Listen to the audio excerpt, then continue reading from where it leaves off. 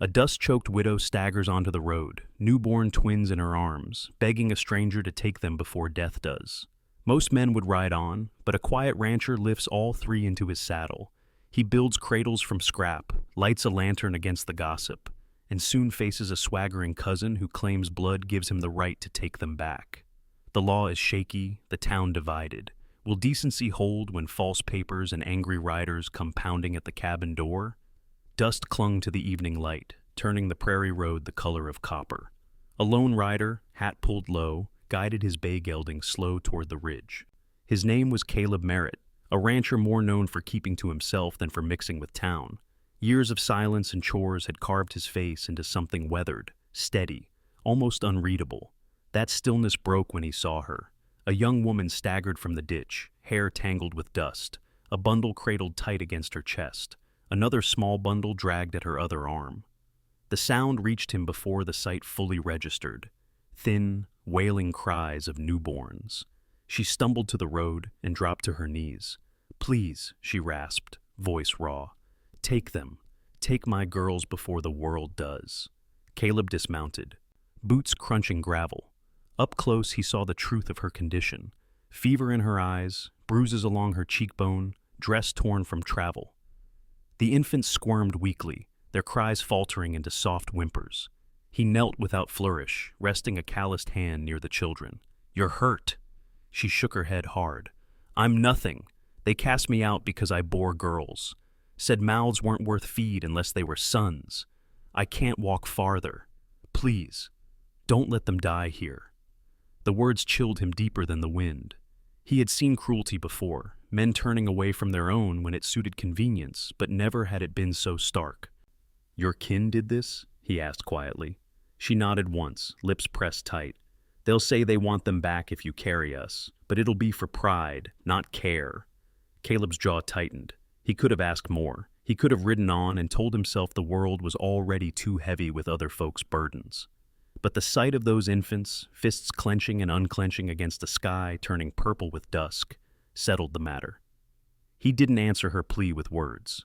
He set his hands under the bundles, lifted each child with surprising gentleness, and guided the woman onto his saddle. Then he mounted behind, holding all three steady as the gelding carried them toward his cabin at the edge of Dusty Creek. The ride was silent but for the creak of leather and the faint whimpering of the babies.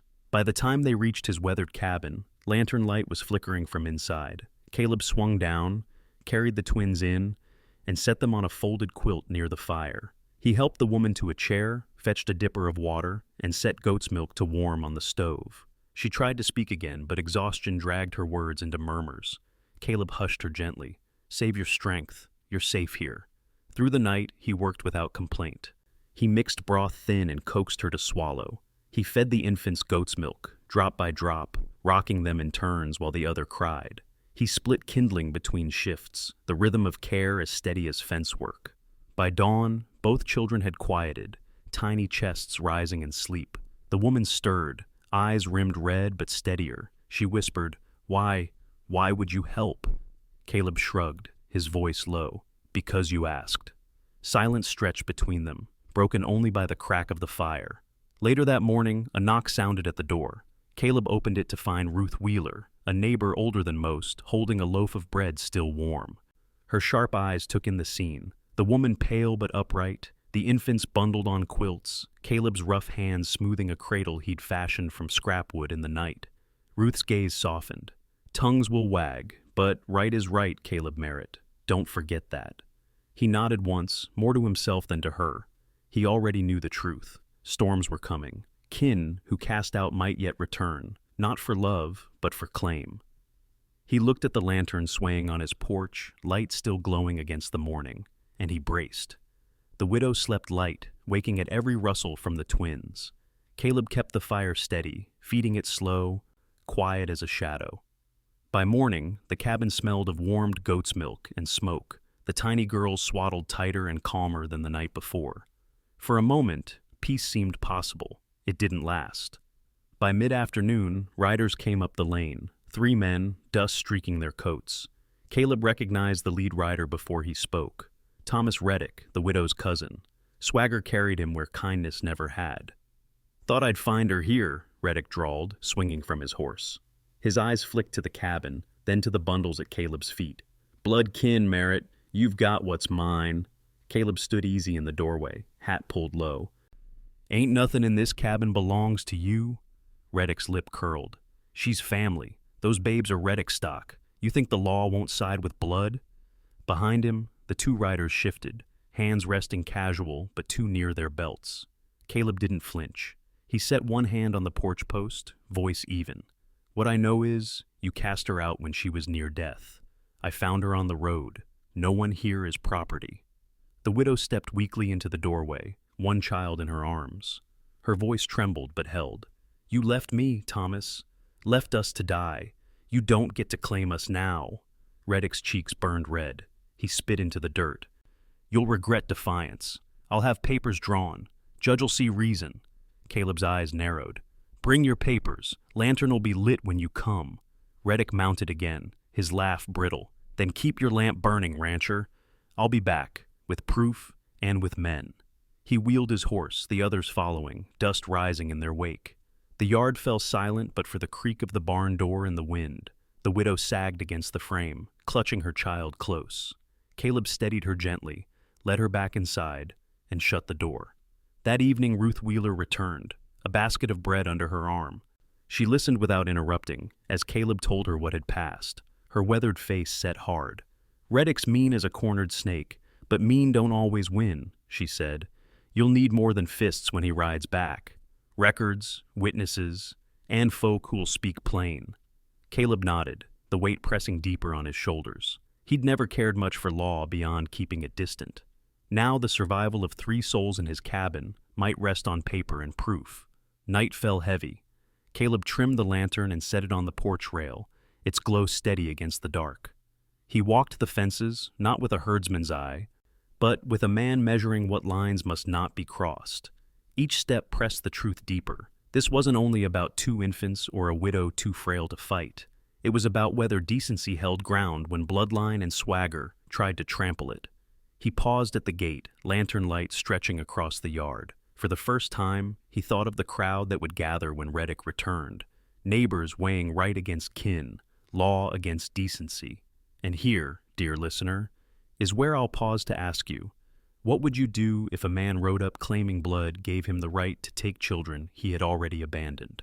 Would you yield, or would you stand your ground like Caleb does now? Tell me in the comments. I want to hear your heart on this. Inside, the widow sang soft to the twins, her voice thin but tender. Caleb stepped back into the doorway, the sound pulling him to stillness. He tipped his hat, as if to the unseen judge that waited in tomorrow's light, and braced himself. Because swagger would return with papers, and the lantern would be burning when it did. The lantern still burned on Caleb Merritt's porch when dawn spread pale over Dusty Creek. He had not slept much. Reddick's words, blood rights, papers, judge, rattled in his mind. He had faced droughts, blizzards, even wolves, but not the slow, grinding force of men twisting law to their liking.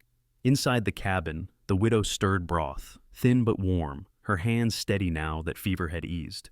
The twins dozed nearby, their breaths soft against the quilt Caleb had laid down. She caught Caleb's glance and asked, "Do you think he'll come back?" Caleb cinched his belt. Men like Reddick always do. Question is, how ready we'll be. By afternoon, Ruth Wheeler returned, saddlebag heavy with a worn church ledger. Brought you something, she said, setting it on the table. Old records from when the county clerk passed away. Thought you might need to know what Reddick don't want known. Caleb flipped through the pages, the smell of dust rising with every turn. Births, baptisms, marriages, all scrawled in faded ink. He found the widow's name listed with her late husband. A simple line, union witnessed, no kin to claim guardianship should he pass. Caleb felt his throat tighten. Your husband wrote this, he told her softly. She nodded, eyes brimming. He feared his cousin would use blood to bind us. That's why he swore no claim should pass to Reddick. Caleb tapped the page. This is weight. Maybe not iron weight, but enough to hold in front of a judge. The widow placed her trembling hand over his. Why are you doing this for us? He looked at her, then at the sleeping infants. Because no one else did. That night, he sat at the table with lamp oil low, copying the passage from the ledger into his own journal. He added his own words. Care given in good faith, witnessed by neighbor Ruth Wheeler, begun on this date, until court decides otherwise. His handwriting was rough, but every stroke felt like setting fence posts in solid ground. Ruth leaned against the doorway, arms crossed. Lawyers charge too much, Caleb, but judges, they still respect records. Keep this safe. The widow hesitated, then asked for the pencil. She bent over the page, lips pressed tight, and wrote her account, how Caleb had lifted her from the road, how he had fed the twins when no one else would. Her script wavered, but it was legible. When she set the pencil down, she whispered, "Now it's not just your word, it's mine." For the first time since Reddick rode up, Caleb felt something more than dread. He felt the ground beneath him stiffen. Still, unease gnawed as he doused the lamp. Reddick would not give up easy. Swagger wasn't built on truth, but on noise. And noise carried far in towns hungry for gossip.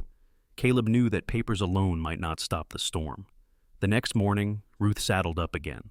"I'll ride to the elder," she said. "He remembers more than most. If there's another note, he'll have it." Caleb nodded. "Tell him time's short." When Ruth rode out, Caleb stepped onto the porch. The lantern swayed faintly in the breeze, its glass smudged with soot. He touched it as if it were a promise. Inside, the widow rocked one twin, her voice a faint lullaby. Caleb paused, listening. He thought of the question she'd asked, "Why are you doing this?" and of the answer he hadn't spoken aloud, because he could not stomach seeing decency trampled again. He squared his shoulders. Reddick would return with papers, maybe with more men. But when he did, Caleb wouldn't meet him with fists. He'd meet him with words written in ink, steady as fence lines set against a storm. And you, watching this story unfold, if you were in Caleb's boots, would you trust the law to hold, or would you prepare for something harder? Share your thought below. I reckon it's a choice every heart has to weigh. Sunday dawned bright, the first warmth after a long spell of wind. Dusty Creek's annual church picnic filled the meadow behind the chapel, tables sagging with beans, cornbread, and pies brought in from miles around. Caleb Merritt had avoided such gatherings for years, but this time he saddled the wagon. The widow rode beside him, the twins swaddled in the back. Ruth Wheeler followed on horseback, her sharp eyes scanning every face they passed. "Town needs to see you," Ruth had said, "needs to see the care with their own eyes. Gossip weakens when truth stands plain." Still, Caleb felt the weight of stares as he guided the team past the crowd. Folks fell silent. Forks paused mid-air. Whispers curled like smoke. Some nodded kindly, others turned away. The widow, pale but steadier now, squared her shoulders. She carried one twin to a shaded spot near the tables, ignoring the murmurs. Caleb set the other child gently in her arms and stood nearby, hat in hand, posture easy but alert. Boone Carrick was already there, swagger sharp as his cousin Thomas Reddick's, only smoother. He strutted near the hymn stand, laughing loud, making sure all heard him. When his eyes found Caleb, his smile thinned. "Well, look here," Boone said, voice carrying. "Merritt brings the strays he picked up off the road. Guess the ridge wasn't lonely enough." A few men chuckled uneasily, waiting to see Caleb's reaction. But Caleb only adjusted his hat and said nothing. Boone wasn't finished. "Word is Reddick's already pulling a judge into this. Blood talks louder than pity. You best hope the law don't ride faster than winter." Before Caleb could answer, Ruth Wheeler stepped forward, her voice cutting clean. "Blood without decency is worth less than dirt. Everyone here knows it." The crowd shifted. Some nodded in quiet agreement. Others looked away, unwilling to choose sides just yet. The church elder, Reverend Alden, cleared his throat, pushing through the silence. "I recall a record," he said slowly, "filed by her late husband before he passed. Spoke plain that no kin were to claim guardianship." He paused, eyes on Caleb. "Might still be tucked in the back of my drawer. Should come by after the hymn," Boone sneered. "Old scraps of paper don't change bloodlines." Caleb's voice was steady. "Neither does swagger." For a heartbeat, the meadow held its breath. Then the hymn began, voices rising over the tension, children darting between tables, laughter returning in cautious bursts. Boone stalked off toward the road, muttering. Through the afternoon, Caleb stayed quiet, keeping the twins shaded, passing beans and cornbread without fuss. The widow thanked neighbors softly, her dignity steady despite whispers. Ruth moved among the women, making sure they saw the children fed, the care plain. When the hymn ended and the crowd thinned, Reverend Alden touched Caleb's arm. "Come by tonight. I'll show you what remains of that record. Might be the truth you'll need when papers start flying." Caleb nodded, gratitude flickering behind his calm. On the ride home, the widow leaned against the seat, the twins dozing in her lap. "Did we make things worse?" she asked quietly. Caleb shook his head. "No, we made things seen. That matters." The lantern swayed gently from the wagon rail as they climbed toward the ridge. The widow watched its glow and whispered, "Then we'll keep it lit." "And you, watching this unfold, what do you think carries more weight in a town split by gossip? The written truth in an old drawer, or the courage to stand silent when swagger tries to shame you? Tell me in the comments. I reckon your answer says more about justice than any paper could." Morning broke with a clear sky, but Caleb felt the weight of storm clouds gathering where no one could see them.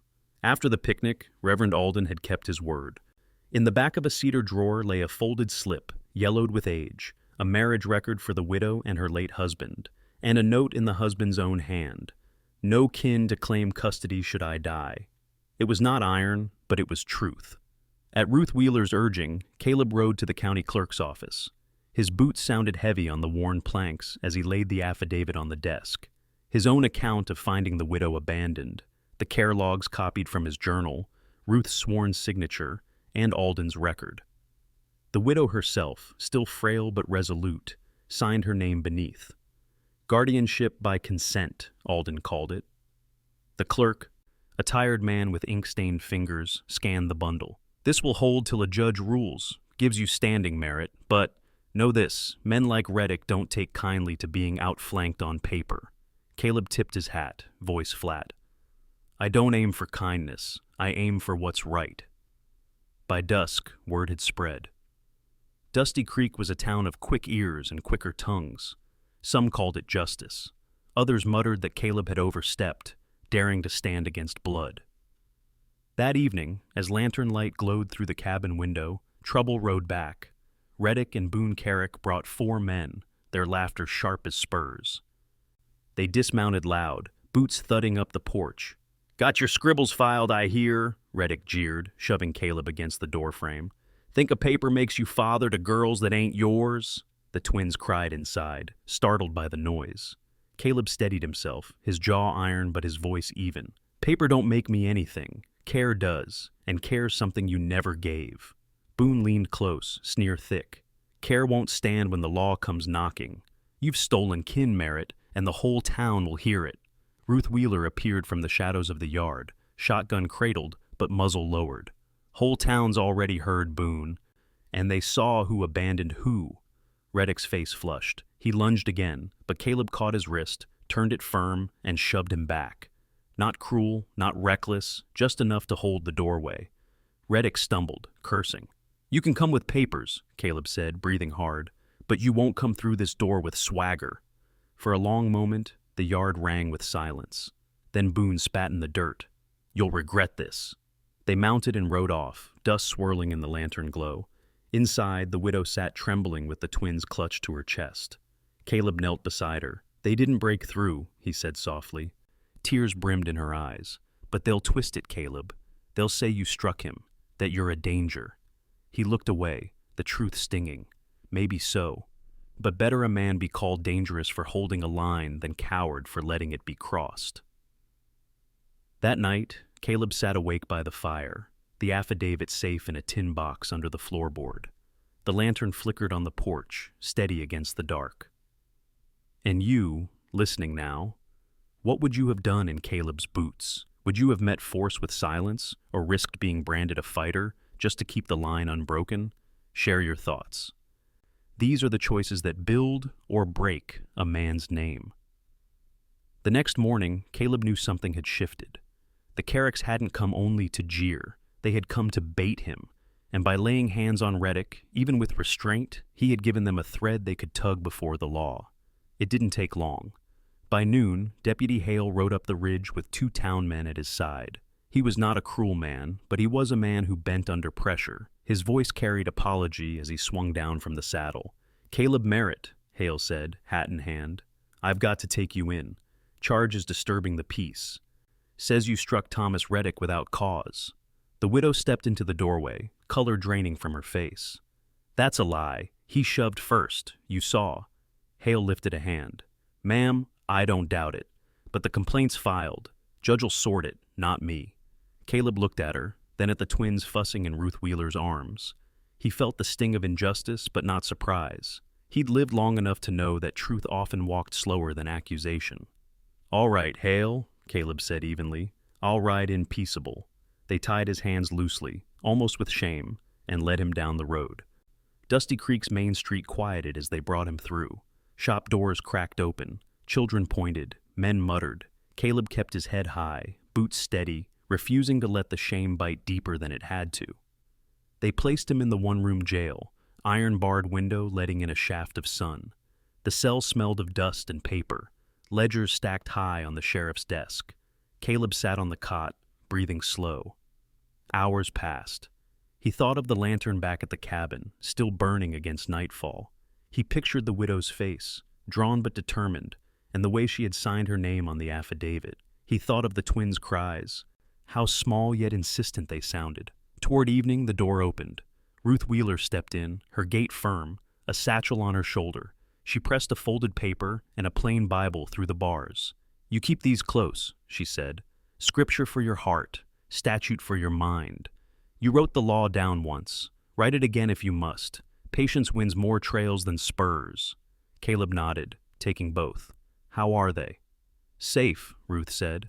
Widow's holding strong. She sent a note. She passed him a scrap of paper, her rough script uneven but clear. We're waiting. Lanterns lit. Something in his chest eased. As night deepened, Reverend Alden arrived, bearing bond papers and his steady presence. You won't stay long, Caleb. Truth has legs, even if slow ones. I'll speak for what I know.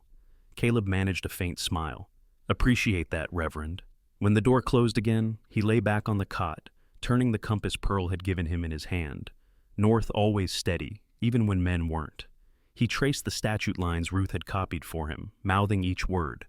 Care given in good faith creates standing until court rules otherwise. It wasn't much, but it was enough to keep hope breathing. Through the bars, he could see the lamplight from the street flicker against the dark. He thought of the lantern at his cabin, swaying in the night, a beacon not just for him, but for the woman and children who had no one else. And you, hearing this, what would carry you through a night in that cell? Anger at the lies, or the quiet certainty that patience and truth would outlast swagger? Share your thought, because these moments decide the kind of men and women we become. Caleb Merritt had thought the worst of it was the cell, but in Dusty Creek, shame was never content to stay behind walls. By midweek, Judge Holleran ordered the hearing held outside, right on Main Street, to keep the gossiping crowd from bursting his cramped office. It meant every shopkeeper, ranch hand, and church elder in town would watch the truth wrestle swagger in the open air. Deputy Hale led Caleb out, untied but watched close. The widow sat in a chair near the boardwalk, twins bundled in Ruth Wheeler's arms. Their cries pierced through the hum of the crowd, raw reminders of what all this noise was really about. Thomas Reddick strutted forward first, boots polished, face still flushed with pride. Beside him, Boone Carrick carried a folded writ, the ink blotted but bold enough for show. Reddick raised his voice, sharp as a whip. Judge, I demand the return of my kin. Blood ties speak louder than pity. Merritt struck me, stole custody, and parades these infants as if paper makes him father. The crowd stirred. Some nodded, others muttered doubt. Judge Holleran's brow furrowed. You filed a writ, Reddick? Boone stepped up, handing the paper with a flourish. Here it is, Your Honor, sealed and sworn. Holleran scanned the blotches, frown deepening. Sloppy work. He looked to Caleb. Merritt, you've been accused. What say you? Caleb adjusted his stance, hat in hand. His voice carried low but steady. I say, no one here is property. I found this woman and her children cast aside, half dead on the road. I've kept them fed, warm, and safe. And I've written it all down, each day, in good faith. He opened his journal, showing the careful lines. Feeding logs, weather notes, Ruth's sworn account. The law of this territory says care given in good faith creates standing until court decides. That's the statute. These are the records. Ruth Wheeler stepped forward, gray eyes flashing. And I'll swear to every line. I saw him carry those babes in. I saw him split wood through the storm and sit nights with fever burning in the mother. Reddick never came knocking until gossip made it useful. The crowd shifted again, whispers sharper now. Caleb wasn't finished. He reached into his coat, pulling one more folded sheet. And there's this, a ledger, given to me by the general storekeeper, showing Reddick tried to sell his cousin's labor days before the birth. Not adoption, not guardianship, sale. Gasps rippled through the boardwalk. Reddick's face went crimson, his swagger faltering. Lies, he barked. Reverend Alden raised a hand. Not lies. I myself kept the marriage record of her late husband. He wrote plain, no kin to claim custody. And he left a note with me, said Reddick was not fit to raise a hound, let alone children. Judge Holleran tapped the table for quiet. His gaze pinned Reddick hard. You bring me blotched writs and noise, while merit brings records, witnesses, and the word of the dead. Blood may be loud, but truth is louder when written clear. The hush that followed was thick as August heat. The widow, clutching her daughters, raised her voice just enough to carry. These girls are not property to be claimed or sold. They're lives, and they will stay where they're safe. Caleb stood beside her, silent but unflinching. And you, standing in that crowd, whose side would you take? The cousin waving blood like a flag, or the quiet rancher with nothing but records and decency to show? Tell me in the comments. Sometimes justice isn't about who shouts the loudest, but who stands the steadiest. The judge leaned back, eyes sweeping the restless street. I'll give my ruling soon. But mark me, truth has legs. Swagger will not walk forever. The crowd began to break, but the air stayed heavy. Everyone knew the gavel hadn't fallen yet, and storms don't quit till the last clap of thunder. The morning after the street hearing, Dusty Creek stirred like a hive unsettled. The crowd had gone home whispering, but whispers had teeth. Some leaned toward Caleb Merritt, convinced by his calm records and Ruth Wheeler's testimony. Others muttered that Thomas Reddick's blood claims still carried weight. Judge Holleran promised a swift ruling, but until the gavel struck, tension clung to every porch and alley. By midday, the square filled again. The judge took his place, papers stacked before him, gavel heavy in hand. Reddick swaggered forward, but his eyes flicked nervously across the crowd. Boone stood at his side, jaw set, though the shine of confidence had dulled. Holleran's voice rang sharp. This court finds Reddick's writ void, forged, sloppy, and unsupported by law. Further, fines are levied for false claim and for wasting the county's time. Gasps cut through the square. Reddick's face burned red, and he tried to bluster. You can't! The gavel struck once. I just did. Laughter rippled at the edges of the crowd, though quickly stifled. Reddick's fury was plain, but his swagger bent under the weight of public shame. Boone muttered something in his ear, but the words carried no rescue. Deputy Hale shifted uneasily, eyes avoiding Caleb's. His earlier arrest had been too hasty, too swayed by noise. He stepped back now, as if distance might erase his part. Then Reverend Alden stepped forward, voice calm but carrying. Your Honor, there is more. Years ago, the late husband of this widow left me a sealed letter, entrusted against the day his fears proved true. That day is now. He pulled an envelope from his coat, edges yellowed, but seal intact. Murmurs rose like wind through wheat. Holleran motioned for silence and broke the seal. His eyes scanned the page, brows lifting, then setting firm.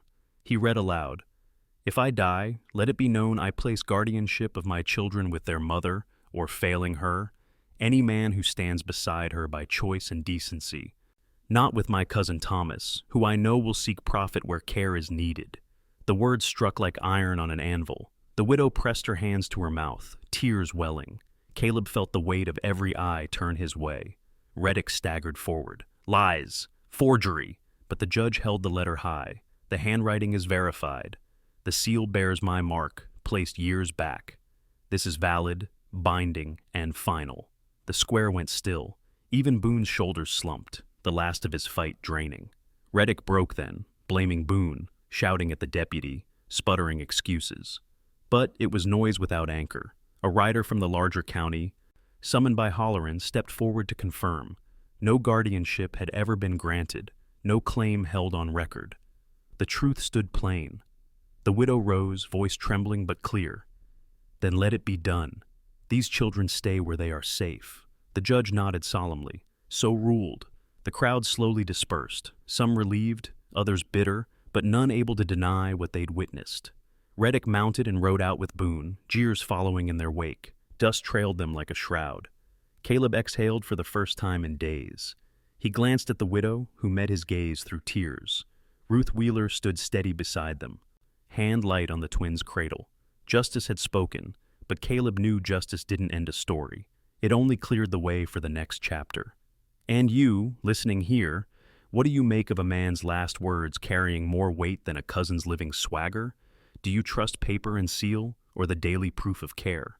Share your thought below, because sometimes the quietest evidence speaks the loudest. The lantern was still burning on Caleb's porch when he returned that night. Its glow seemed warmer now, less a warning, more a promise. But even with the schemer's fall, Caleb wondered, could a cabin so tested become a true home, with all of Dusty Creek's eyes still watching? Autumn slipped gently into Dusty Creek, the air sharper, the grass touched with gold. Caleb Merritt stood on his porch at sundown, lantern steady in its glass, and listened to the soft murmur of life within the cabin. The twins cooed in their cradle, their mother humming low as she rocked them. For the first time in years, the ridge did not feel like a burden on his shoulders. It felt like a roof stretched wide enough to shelter more than one man's silence. The storm of Reddick's claim had passed. The forged writ lay in ashes, the sealed letter had spoken stronger than swagger, and the town, though still whispering, now watched with cautious respect. Caleb no longer walked with the shame of solitude. He walked with the quiet knowledge that he had chosen decency and held to it, even when swagger pressed. The widow, her name, Mary, he now said often, without hesitation, had grown steady again. Her cheeks filled, her hands quickened with work. She sewed stronger swaddles, baked bread with Ruth Wheeler's yeast, and mended Caleb's coat where the seams had long frayed. In return, Caleb carved sturdier cradles, each joint sanded smooth, each rail strong enough for girls who would grow tall. Neighbors came and went, some bringing flour, others asking advice. Reverend Alden returned with his Bible and a quiet request. "There's no need for a grand crowd," he said, "but vows spoken plain hold power." So, one evening, with Ruth as witness and the twins bundled between them, Caleb and Mary stood in the cabin's lamplight. Alden read the words, but the true vows were simpler.